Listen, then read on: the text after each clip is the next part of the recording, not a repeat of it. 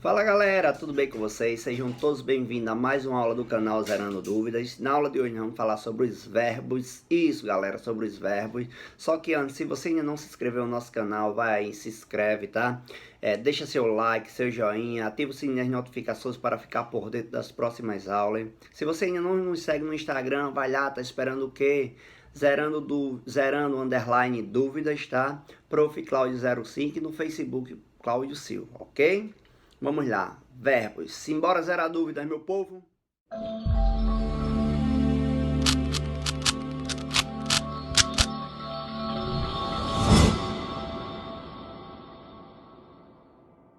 Verbos. Professor, o que são os verbos? Galera, atenção à definição, acompanhe o quadrinho e simbora. Os verbos são aquelas palavras que indicam ação, estado, fenômeno da natureza e no geral nós podemos conjugar, ok? Então se tem uma palavrinha e nós podemos conjugar, isso quer dizer que ela é um verbo. Perfeito. O verbo, gente, é a classe gramatical que mais sofre flexão. Então, isso quer dizer que você deve prestar muito mais atenção, tá? Isso quer dizer que nós devemos prestar muita atenção no verbo para não errar por besteira, tá? Vamos lá. O verbo pode se flexionar em número, pessoa, modo, tempo e voz. Guarde essas informações que nós vamos falar sobre cada um deles posteriormente. Vamos lá. Flexão de número. Singular e plural, óbvio. Isso aí vocês já sabem. Olha o exemplo aí nesse quadrinho. Belo, maravilhoso. Singular. Eu gosto de estudar. Tu andas depressa e ele é muito gentil. Os verbos gostar, andar e ser, tá? Tem aí, através da forma verbal né? Estão no singular. Acompanhe o quadrinho da direita. Nós chegamos cedo, vós estáis com pressa e eles são educados. Verifique que o emprego desses outros verbos está no plural. Perfeito? Continuando. Flexão em pessoa. Nós temos a primeira pessoa verbal, tá? Que é quem fala, no caso eu ou nós, tá? Segunda pessoa verbal indica com quem se fala, o tu ou vós, tá? E a terceira pessoa verbal indica de quem se fala, ele ou eles. Lembrando que nós temos as formas de pessoa e número, elas andam juntas, coladinhas, ok? Então essa parte aí é mais simples. Vamos falar da flexão de modo. Gente, o que seria um modo verbal? O modo verbal, gente, diz respeito às várias maneiras que podemos empregar o verbo, tá? Levando em consideração a significação que queremos dar a ele. Então, entenderam? O modo verbal está muito relacionado a isso. Qual o sentido que nós queremos dar aquele verbo naquela oração? Joinha? O modo, gente, sobre o modo verbal nós temos 3. Indicativo, subjuntivo e imperativo. Vamos aos exemplos e cada um deles definição para vocês zerarem todas as dúvidas. Perguntinhas, só deixar nos comentários. Sugestão de aulas, comentários. Indicativo, gente, é aquele modo verbal que indica certeza na realização de uma ação, tá? Essa ação é certa, ela é real. Então, se eu tenho certeza daquela ação, eu estou empregando o modo indicativo. Professor, se essa ação já se realizou e mesmo assim eu tenho certeza que ela se realizou, continua indicativo, tá? Essa ação, quando eu falo do modo indicativo, eu tenho certeza na realização de uma ação que acontece, aconteceu ou que acontecerá. Me acompanhe no exemplo. Eu gosto das aulas do professor Cláudio. Eu estou indicando certeza de que eu gosto dessas aulas, tá? Além disso, eu estou falando num fato atual, no presente, tá? Sempre visito o canal Zerando Dúvidas. Se eu sempre visito, é uma prática recorrente, mas eu também digo certeza que sempre visito esse site, esse canal maravilhoso, que faz mais sucesso graças a você, tá? O subjuntivo, em contrapartida, gente, é aquele modo que indica dúvida, hipótese, desejo de uma ação não realizada e que algumas vezes depende de outra para poder se realizar, ok? Bora aqui, olha o exemplo. Se você se cuidar, não ficará doente. O que acontece se eu me cuidar? Eu não ficarei doente. Certeza, professor? Não, é uma hipótese, tá? É uma hipótese que fica entreaberta, porque quem garante se eu me cuidar eu não vou adoecer? Da mesma forma que quem garante que se eu não me cuidar, eu não posso adoecer. Entendeu? Então fica uma hipótese. Ó, você quer que eu vá à escola? Fica uma dúvida. Você quer que eu vá à escola, se a outra pessoa vai querer ou não, isso aí vai depender. Então também aí eu tenho uma hipótese, ok, galera? E o imperativo, gente, é aquele modo verbal que indica ordem, pedido, conselho. O imperativo ele pode ser imperativo afirmativo ou imperativo negativo. Joinha? Até aí, ok? Vamos pegando todas essas informaçõezinhas, tá? O imperativo, gente, afirmativo, vamos lá. Vamos para o exemplo. Estude bastante. Lembrando que dependendo do meu tom de voz, tá? Eu posso estar indicando uma ordem, um pedido ou um conselho. Se eu chego para um aluno meu e digo, estude bastante, com esse tom de voz calmo, maravilhoso, quem me conhece sabe que é assim, eu tenho um imperativo afirmativo, tá? E também eu estou dando um conselho, tá? Ou fazendo um pedido, como eu disse, dependendo do tom de voz. Olha o próximo exemplo. Não saia de casa durante a pandemia do Covid-19. Atenção, mantenha essas orientações, gente. Respeite as orientações médicas. E só saia em extrema necessidade, ok? Aqui eu tenho imperativo negativo. O não saia, tá? Que também nesse caso aqui estaria mais como uma ordem. Não saia de casa, tá? Durante essa pandemia do Covid-19. Professor, e onde eu posso encontrar um modo imperativo com facilidade? Vamos lá. Em gêneros textuais que indicam instruções de como você fazer algo, ok? Como receita, bula de remédio, a receita médica, né, gente? A receita culinária, tá? Como no caso a receita culinária, que vai lá, que tem os verbos bata, adicione, junte, leve. Tudo isso aí nós temos verbos no imperativo, ok? Sobre a flexão de tempo, nós temos presente. Sobre a flexão de tempo, nós temos pretérito, presente e futuro, tá? O pretérito, gente, é usado para falar de fatos que já ocorreram, nesse caso passado, que muitas pessoas chamam de passado, né? Ó, ministrei aula ontem. É um fato que já aconteceu. É uma ação passada. Só que o pretérito, ele pode ser perfeito, imperfeito e mais que perfeito. Tudo isso, professor, mas calma, a gente zera todas essas dúvidas, galera.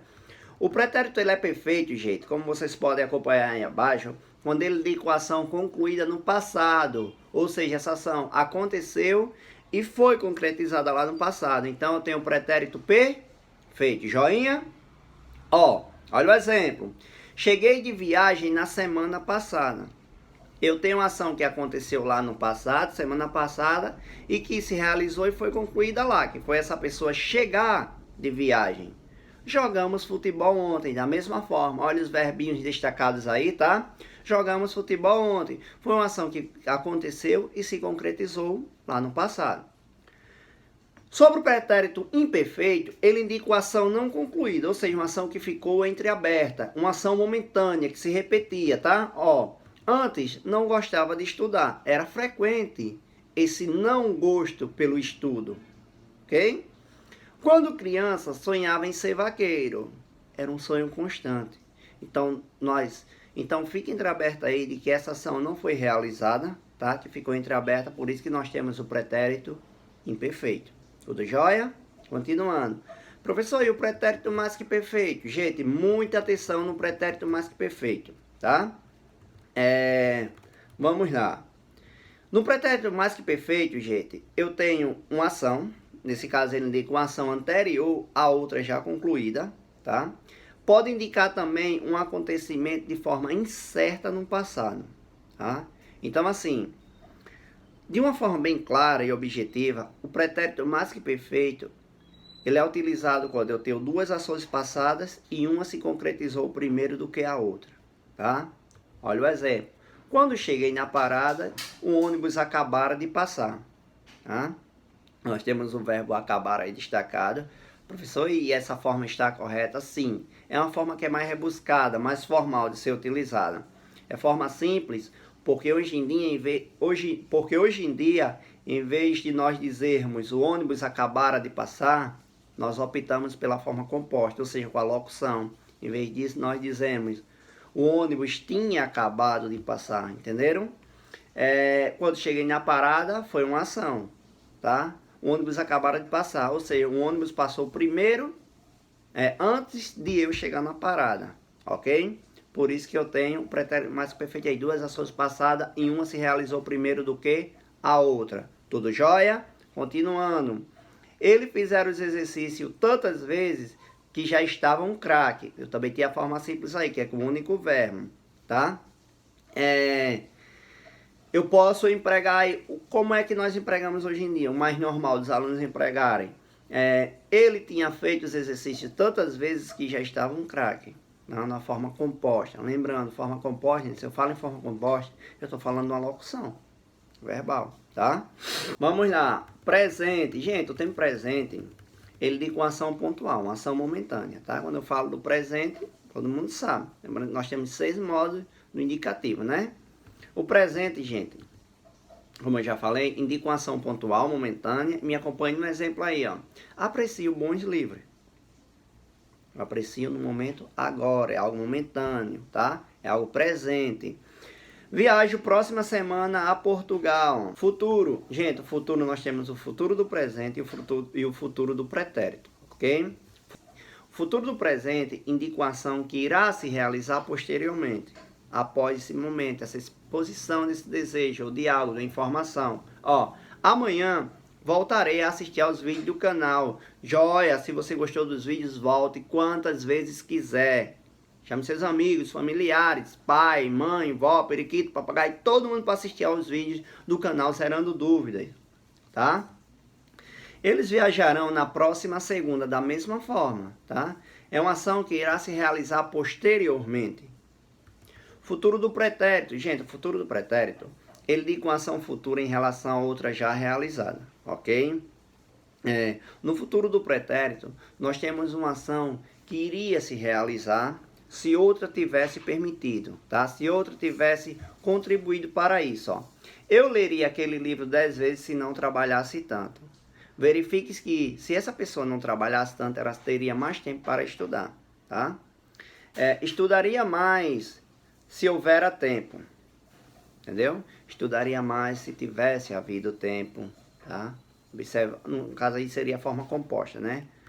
Professor, essa forma houvera, dara, ainda é muito empregada? Ela é empregada, gente, essa forma verbal, em mais situações formais, ok? Nós, no nosso dia a dia, empregamos mais a forma composta, que é quando nós temos uma locução, ok? Continuando, vamos falar um pouco sobre a flexão em voz, tá? Que indica a relação entre o sujeito e verbo, tá? Gente, sobre a voz, nós temos a voz ativa, voz passiva e voz reflexiva, tá? Professor, esse monte de vozes, como é que eu vou identificar cada uma? Vamos lá, vamos zerar essas dúvidas. Galera, quando o sujeito ele realiza uma ação verbal, eu tenho voz ativa, tá? E ele ganha o nome de sujeito agente, que é ele que está praticando. Olha o exemplo. O professor fez a pergunta à classe. Quem fez a pergunta à classe? O professor. Quem realizou a ação? O professor. Então ela é sujeito agente. Nesse caso aí eu tenho a voz ativa, tá? O aluno respondeu toda a tarefa de casa. Quem foi que respondeu toda a tarefa de casa? O aluno. Ele realizou a ação? Realizou. Então, ele também é sujeito agente. Voz passiva. Se na voz ativa o sujeito ele pratica essa ação, tá? Ele recebe o nome de sujeito agente. A pergunta à classe foi feita pelo professor, tá? Quem é que está sofrendo essa ação aí agora? O professor, foi ele que fez, não foi? Mas nesse caso aqui, nota que nós temos locuções, né? Verbal foi feita e que essa ação recai sobre ele, tá? Mas não foi ele que realizou, nesse exemplo aqui, tá? Ó, a tarefa de casa foi respondida pelo aluno, da mesma forma, tá? O aluno aí também é sujeito paciente, tá? Como no exemplo acima, o professor é sujeito paciente, mas que eles não estão de forma direta praticando essa ação aí, tá? Essa ação está recaindo sobre eles, ok? Ó, acompanha aí, prestem bastante atenção, galera, a essa observação. A voz passiva, ela pode ser analítica e sintética. Quando é que a voz vai ser passiva analítica? Quando eu tiver o seguinte esquema, um sujeito paciente, tá? Mais verbo auxiliar, mais particípio, ou para particípio, ado, ido, tá? E agente da passiva. Acompanhe esse exemplo aí, vamos identificar cada elemento desse, ó. O bolo foi comido por mim, beleza? O bolo, gente, é o meu sujeito paciente, tá? Foi é o verbo auxiliar, porque eu tenho uma locução aqui, foi comido, tá? Particípio, um verbo no particípio, eu tenho comido, terminado em dó, tá? Mais um agente da passiva. Eu tenho a preposição e mais agente da passiva. A preposição por e mim, tá? Nesse caso aí. Verifiquem que essa pessoa comeu o bolo, mas diretamente ele não está praticando essa ação está recaindo sobre esse sujeito agente. Então, se esse sujeito agente, então se essa ação está recaindo sobre esse sujeito agente, eu tenho a voz passiva analítica, tá? Sobre a voz passiva sintética, eu tenho o seguinte esquema: verbo transitivo. Lembrando sobre transitividade verbal, o verbo ele é transitivo quando ele precisa de um complemento, e esse complemento recebe o nome de objeto, tá? Mais pronome se, mais sujeito paciente. Esse é o esquema da voz passiva sintética. Olha o exemplo aí, acompanhe. Comeu-se a torta. Leram-se as obras, tá? Quando eu falo que comeu-se a torta, quem come, come algo, alguma coisa. Então, eu tenho um verbo transitivo aí que precisa de um complemento. Se ele precisa, ele é verbo transitivo. Pronome se aí, tá? Mais sujeito paciente, que nesse caso, sujeito paciente aí é a torta, tá? Foi sobre quem recaiu a ação. Leram-se as obras, da mesma forma, tá? Eu tenho um verbo transitivo, quem lê algo, alguma coisa, tá? Pronome se mais sujeito paciente. Nesse caso, as obras. Sobre a voz reflexiva, professor. Olha a definição aí, quando o sujeito pratica e sofre a ação ao mesmo tempo. Isso. Professor, isso é possível? Nesse caso, eu tenho a voz reflexiva. Me acompanhe no exemplo, galera. Bora lá, ó. Ela se feriu com a faca, tá? Ela se feriu com a faca. Quem é que praticou a ação de se ferir? A menina. Quem é que recebeu a ação também? Digamos que foi uma menina, uma mulher, né? Tá? Ó, a menina penteou-se sozinha. Da mesma forma. Ela praticou a ação de pentear. Ela recebeu essa ação, tá? Então aí eu tenho a voz reflexiva. Galerinha, como eu falei para vocês, o assunto sobre verbos é um conteúdo extenso. Tem muita coisa. Possivelmente nas próximas aulas nós vamos retomar eles para falar sobre transitividade verbal, tá? Nesse caso nós temos as terminações verbais que não foi falado aqui, que verbos que terminam com AR, como amar, dar, viajar, pertencem à primeira conjugação, que nesse caso são 3, tá? Verbos que terminam com pertencem à segunda conjugação, bater, viver, morrer, tá? E verbos que terminam em IR, a terceira conjugação, tá? Partir, falir, tá? Dividir. Então, assim, nós temos 3 terminações verbais, AR, ER e IR. Professor, e se um verbo terminar com R, como propor, supor, a qual terminação ele pertence? A segunda, tá? Ele fica na terminação de ER, se encaixa na segunda. Porque lá antigamente, alguns verbos que hoje em dia nós temos, que hoje terminam como verbo, como propor, antes que tinham as terminações que propoer, entendeu? Terminava com R, e hoje nós temos propor, tirou esse er de lá, fica pertencendo à segunda. Por isso que verbos terminados com R ficam pertencendo à segunda conjugação, que é a terminação, de ER. Tudo jóia? Se você gostou dessa aula, deixa seu like aí, tá? Não se esquece, se inscreva no nosso canal, ative o sininho das notificações, volte ao canal quantas vezes quiser, tá? Convide seus amigos, compartilhe nossos vídeos, tá? E até a próxima aula.